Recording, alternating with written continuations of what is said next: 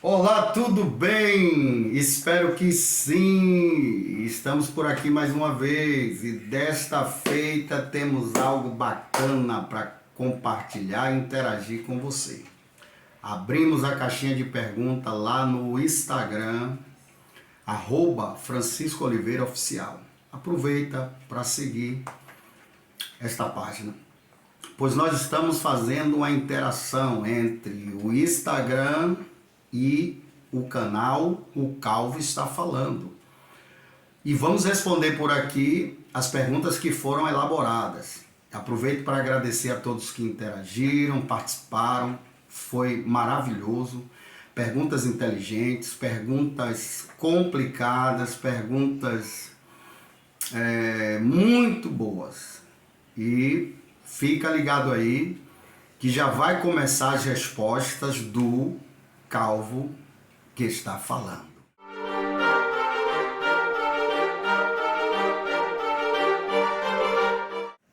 Olha a primeira pergunta, pertinente e importantíssima. Quando vai sair vídeos novos com a sua esposa? Essa pergunta é muito boa, porque se você olhar aí no canal, o vídeo Boas Lembranças, foi um dos primeiros. Teve uma participação bacana do público aqui. E eu gravei com a minha esposa no Farol da Barra. Nós comentamos ali sobre a nossa trajetória, a nossa infância. E esse vídeo teve uma aceitação muito boa, muito importante. E é claro que temos novos projetos com a amada da minha alma, a minha esposa, Wirilene Oliveira. Aguardem, que já estaremos postando os novos vídeos com a participação da minha esposa. Obrigado pela pergunta. Próxima pergunta, essa é um pouco complicada de responder. Quando começou seu ministério? Que pergunta bacana. Na verdade, a minha história começou lá na Igreja Batista Nova Aliança, aos pés do pastor Adailton Damião Alves da Silva. Foi o primeiro pastor que me deu as primeiras oportunidades para eu estar ministrando. Aquelas oportunidades bem curtas, de 5 minutos, depois foram evoluindo para 10 minutos e Deus o inspirou e revelou a chamada para o ministério da palavra. Daí ingressamos para a Assembleia de Deus. O pastor Samuel Couto, saudoso Samuel Couto, foi quem me separou para obreiro, auxiliar na Assembleia de Deus. E ali o processo se desencadeou, focamos em pregar a palavra de Deus nos ônibus, praças, presídios, trens, nas ruas, nas vielas, becos, favelas. E Deus foi e tem sido gracioso comigo. Voltando à origem, eu percebo que tudo começou dessa forma e hoje, graças a Deus, eu continuo inserido nesse propósito maravilhoso que é servir ao reino através do ministério da palavra. Próxima pergunta. Essa tem tudo a ver com esta realidade. Como surgiu a ideia de criar um canal? Na verdade, a primeira pessoa que me apresentou isso foi a minha esposa, né? E eu era muito cético em relação a isso. Tinha uma rejeição absurda ao uso das plataformas digitais, das redes sociais, porque naturalmente eu sou uma pessoa de hábitos bastante reservados e não gosto da exposição, né? E acho também que quando você se torna uma figura pública, tudo que você fala tem um peso para bom e ruim. Mas à medida que foi evoluindo, né, e no início da pandemia fomos obrigados a usar as plataformas digitais para se comunicar e interagir com o povo. Eu iniciei a live da segunda no Instagram. Daí migrei para o YouTube e a minha filha Pietra me incentivou bastante, inclusive foi ela que deu o nome desse canal, O Calvo Está Falando.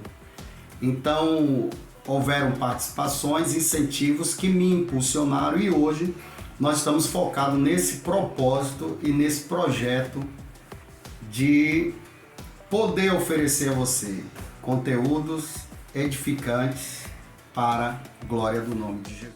Próxima pergunta, por sinal, muito boa. É verdade que quando se assume a igreja, as mensagens mudam? Para responder isso, você tem que conhecer minha trajetória.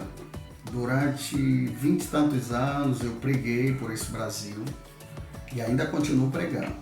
Mas tem cerca de 2 anos que assumi a igreja e eu entendo que tem que separar o pregador do pastor. Mensagens pastorais realmente se diferencia das mensagens de cunho evangelístico, né? As pregações em congressos, festividades, cruzadas são exatamente diferentes daquelas mensagens que ministramos para o rebanho. Então, de alguma forma, tem que desconstruir o pregador para nascer o pastor. Sim, obrigado pela sua pergunta. Que pergunta maravilhosa, no entanto, difícil de responder. Essa próxima pergunta, realmente, não dá para responder assim especificamente, né? O que mais te marcou na sua trajetória de crente? São muitas, né? O dia em que eu conheci minha esposa, por exemplo, o dia do meu casamento, o dia que eu fui separado e ungido, ordenado a pastor. Mas uma que eu considero assim imprescindível foi no dia em que eu fui batizado com o Espírito Santo, dentro da minha casa, aos pés da minha cama, ouvindo o hino de Álvaro Tito. Pelo sangue de Jesus você vai vencer. Comece a cantar. E foi maravilhoso, uma experiência sobrenatural. Eu considero que essa realmente marcou a minha vida. E obrigado pela sua pergunta. Que pergunta é essa, hein? O senhor sempre foi calvo ou começou com as famosas entradinhas? Por que esse nome calvo, né? Na verdade, se você não sabia, antes de eu ser evangélico, eu criava cabelo até o ombro, né? Aquelas vaidades lá dos anos 80, início dos anos 90. E realmente o pai me abateu, meus cabelos estão caindo e eu não era careca. Mas eu acredito em milagre, viu? Se você conhecer alguém aí que ora para os cabelos crescerem, me fala que eu pago a passagem dele e a hospedagem para ele orar por mim. Ora aí, viu? Cabelo crescer, porque, ó, obrigado pela sua pergunta. Essa próxima pergunta é boa, muito boa.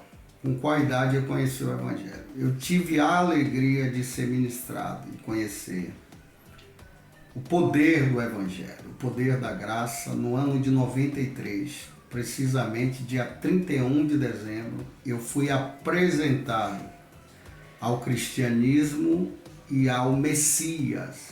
E desse dia para cá, ele só me tem feito bem. Obrigado pela sua pergunta. E não esqueça, viu? Jesus é bom e sabe amar. Essa próxima pergunta é de pensar, né? O senhor tinha algum sonho de ser pastor? Claro que não. Nunca quis. Nunca imaginei. Rejeitei. O peso da responsabilidade é absurdo. Meus sonhos eram outros. Primeiro eu comecei garoto, né? Enquanto garoto, querer ser jogador, tentei, lutei. Muito difícil naquela época. E aí desisti, né? Daí passei a sonhar em ser advogado, depois fazer letras vernáculas para lecionar, né, na academia, né, nessa área que eu ainda tenho paixão. Quarto, me tornar um grande escritor. Mas ser pastor, não, meu amigo. O Pai inventou isso para mim e eu agradeço. Obrigado pela sua pergunta. Pergunta excelente. Pastor, o senhor acha que já completou seus objetivos no Evangelho? Irmãos, são tantas experiências que eu diria que não dá para enumerar. Experiências marcantes, uma trajetória realmente intensa, vivida com alegrias em diversos momentos, né? Alternâncias, nuances de momentos de muita alegria, de muita perseverança. E se hoje o Senhor me chamasse aos céus, eu diria que é com a alma lavada e a sensação do dever cumprido, né? Só a eternidade vai revelar. Porém, o desejo aqui é insaciável e quando a gente analisa friamente diz que não fez nada ainda, que ainda precisa contribuir muito para o reino, produzir para o reino. É por isso que eu estou aqui também usando esse canal com o pensamento de sim espalhar as boas novas do Evangelho e contribuir para a sua vida. Sim, ainda tem mais para fazer na Terra. Essa pergunta é, eu diria, pertinente, mas complicada. Inclusive, é uma pergunta recorrente, né? Os crentes de hoje estão perguntando sobre tatuagem. Eu nunca coloquei, nem antes de ser evangélico, nem depois. E aí, essa nova geração, né, tá aderindo, né, esses movimentos midiáticos, tribais, né, e marcando o seu corpo. Eu sou adepto do pensamento de que eu não vejo razão para tanto. Alguém vai perguntar, é pecado?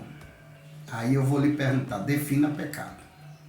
Porque para o judeu, pecado é tudo que você transgride. Quando você coloca uma perguntinha, uma tatuagem no seu corpo, você está transgredindo o corpo? Você está pecando contra o templo do Espírito? É uma questão de consciência. Sim. Existe um contexto geral, um contexto histórico e um contexto bíblico. Você não vai ver o pai incentivando o uso da tatuagem. Deus abençoe. Maná, maná.